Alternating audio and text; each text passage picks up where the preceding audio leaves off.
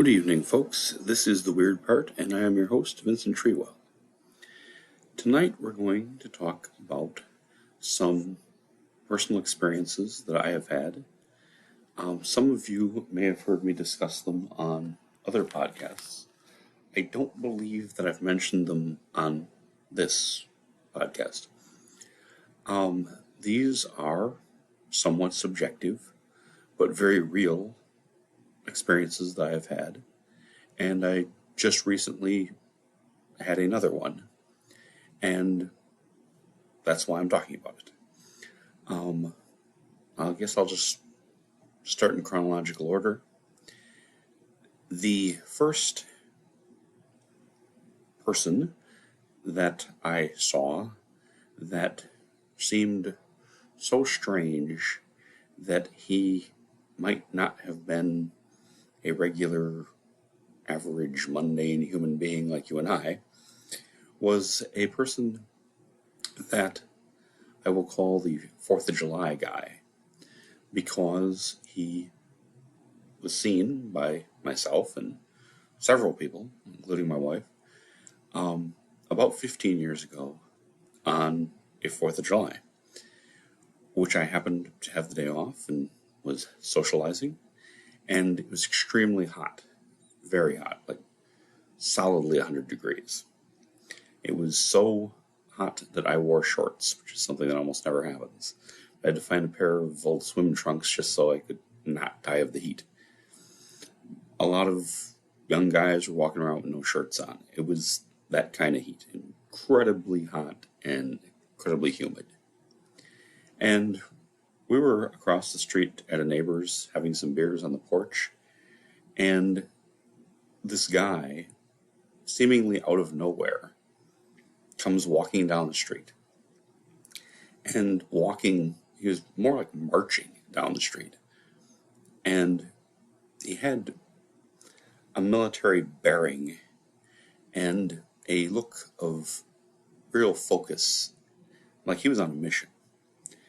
And what was so unusual was that despite the weather, he was dressed in black BDUs, battle dress uniform as they call them in the Army, utilities as they call them in the Marines.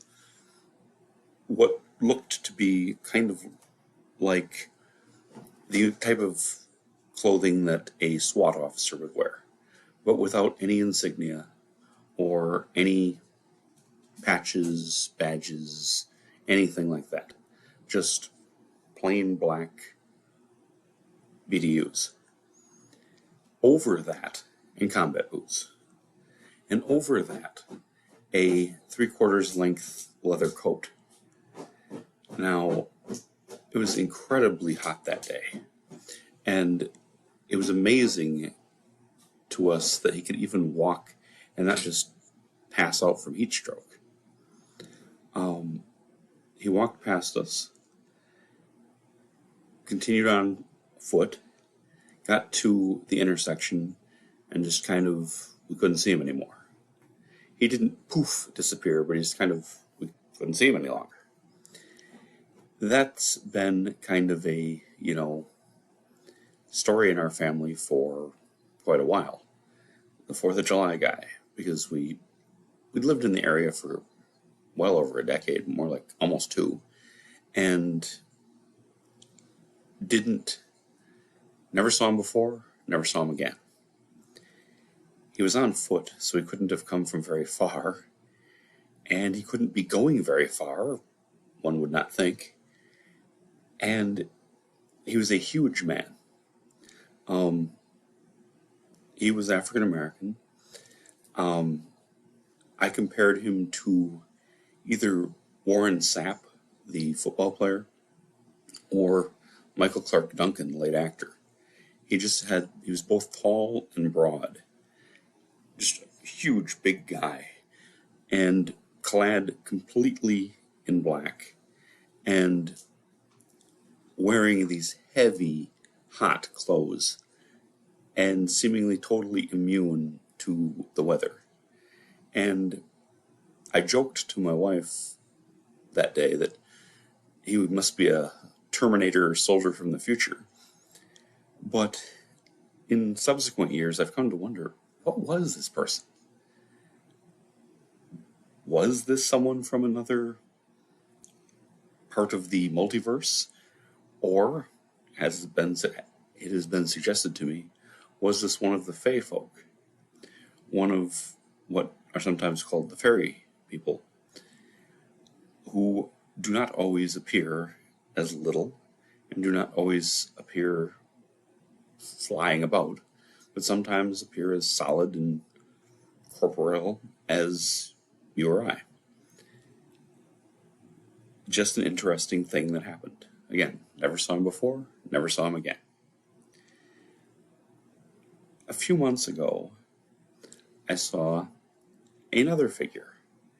Now, this was at a very cold time, and I was outside the supermarket, and there's a park bench that's located between two stores that almost nobody ever sits at. And I've never seen anyone sit there and play music. But yet, that's what was going on. A man was sitting there, a well-dressed man, wearing a suit and tie, and as I recall, a vest, but in no way dressed for the weather, which was about 11 degrees. He was playing the violin. And I thought that he was a musician performing, and I was going to take his picture for Instagram, but I thought that it would be rude to, take a musician's picture and not make a small donation. So I was going to go through the supermarket and get $5 and give it to him and take his picture and be on my way. But as I got out of my car and walked to the supermarket, I heard his music, and it was literally enchanting.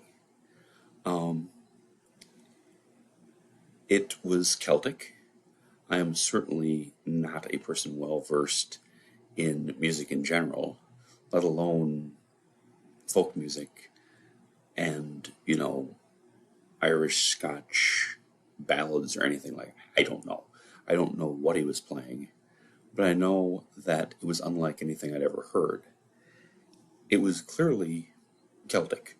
I've been to Scottish Fest and Irish Fest, and I know how the sound, which he was playing violin, but there was also an electronic component, which I don't know if he just had some device in his violin case making the electronic sounds as accompaniment, but it was mesmerizing. It was absolutely fascinating music, and I was drawn to it.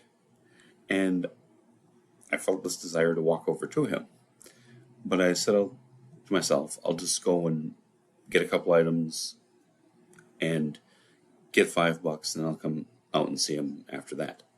I was in there a very short time, came out, and he was gone.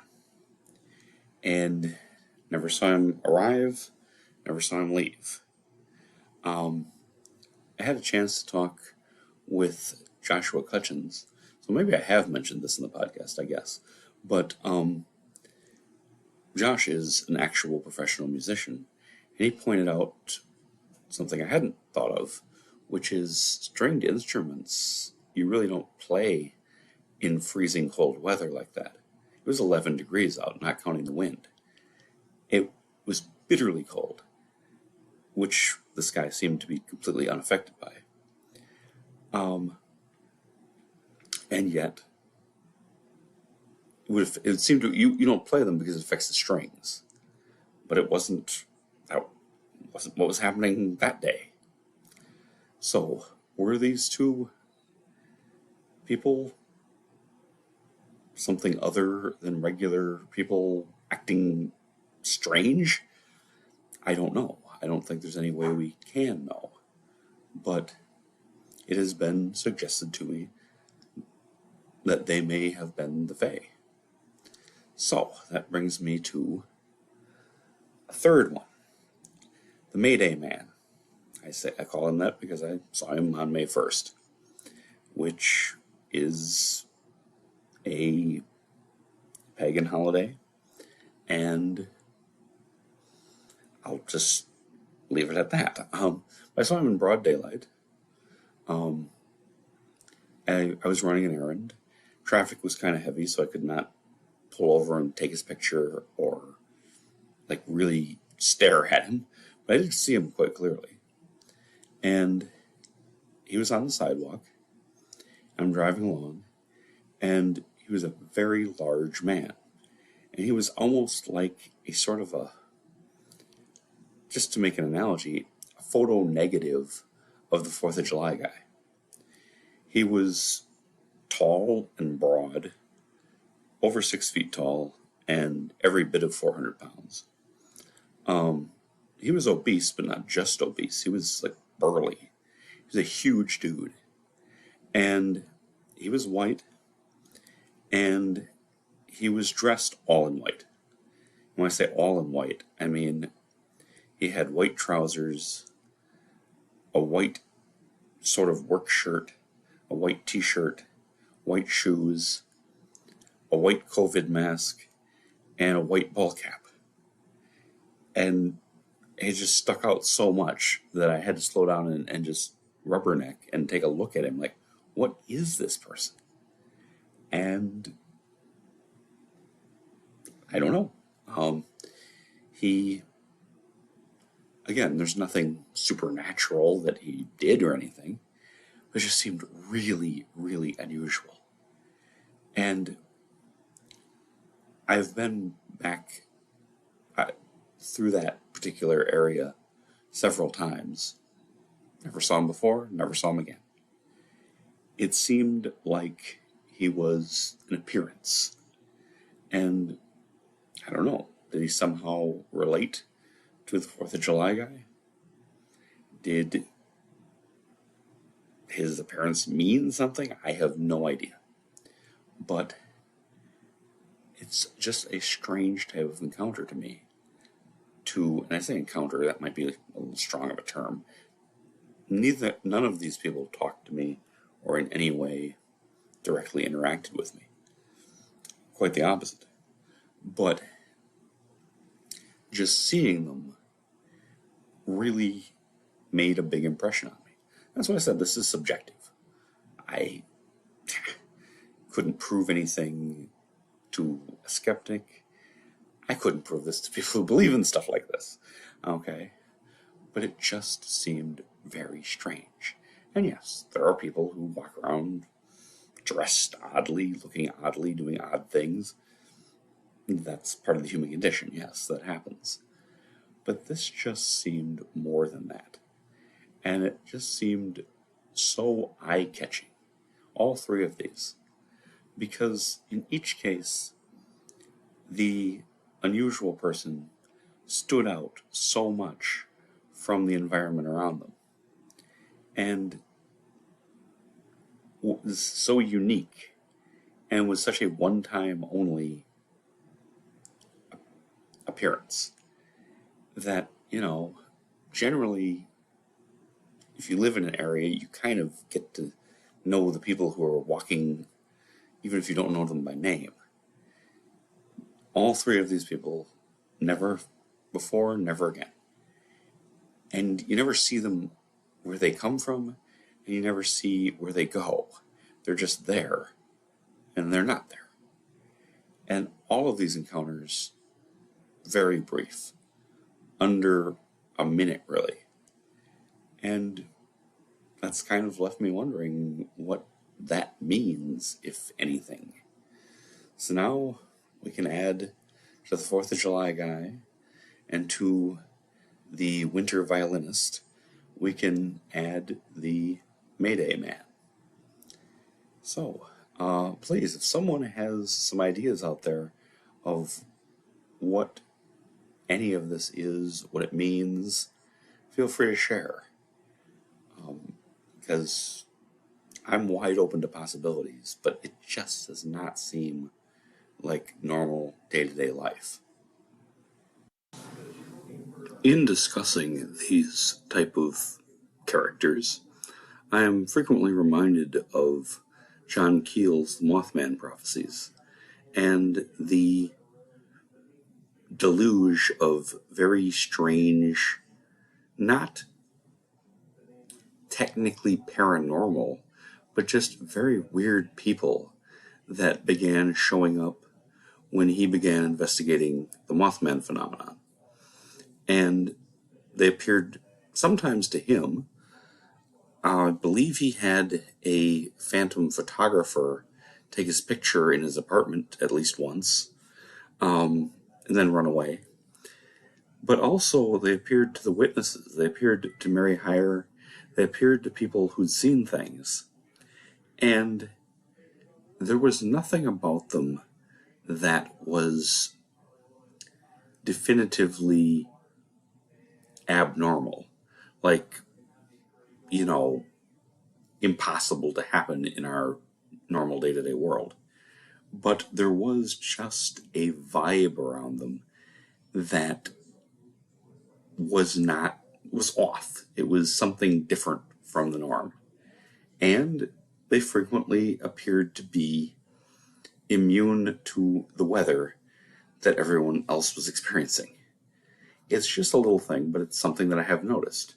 And I have just wondered about. And is this some sort of peripheral to the other, to the broad spectrum of things we call the paranormal? Is this some kind of a gray area where if you took somebody's picture and said, well, look at this, and okay, the guy doesn't have antenna or anything, he's just a person, but in that setting and under those circumstances, it is strange. And, that's kind of where I'm at with it. It does remind me a lot of Keel's experiences. And I would like to put out the invite that if anyone listening has had these kind of experiences, these kind of encounters, sightings, what you want to call it, please contact me and let me know about them. And I'd be happy to, at a minimum, discuss it with you. And, we could talk about it on the show, because it's an odd thing. And when it happens to you, you really kind of get a little shaken up, you might say. Not, in a bad way, but just in a, wow, that is something sort of way. I wanted to just, while I have your attention here, mention two other incidents with strange people who I do not consider to be in any way paranormal. Okay, that's iffy, but probably not in any way paranormal, but were just downright weird in their own right. One goes back a few years. My daughter was in high school, and she was dating her first boyfriend, and they went for a walk on the nature trail. And when I say nature trail, that sounds way more wilderness than what this was.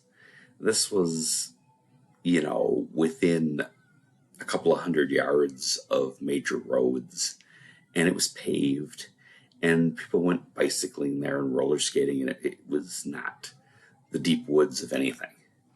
But they came back, and they were very shaken up, and they were disturbed, and, I asked them what had happened, and my daughter is biracial.